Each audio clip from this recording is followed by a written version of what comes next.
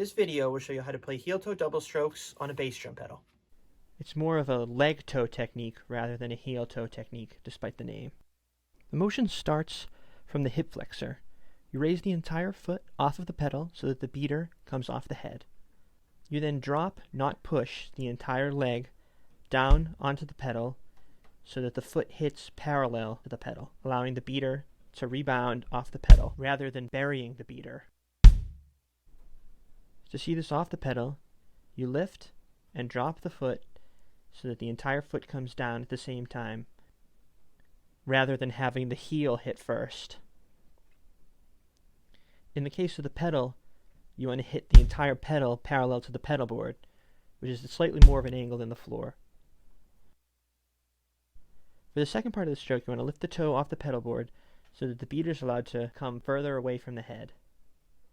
Then you just push down with the toe, allowing the heel to come off the pedal board for more force, and bury the beater, and that's the end of the stroke. So to see this all in motion, start from the hip flexor, raise the whole leg, drop the foot parallel to the pedal board, lift the toe, and then push down, bury the beater.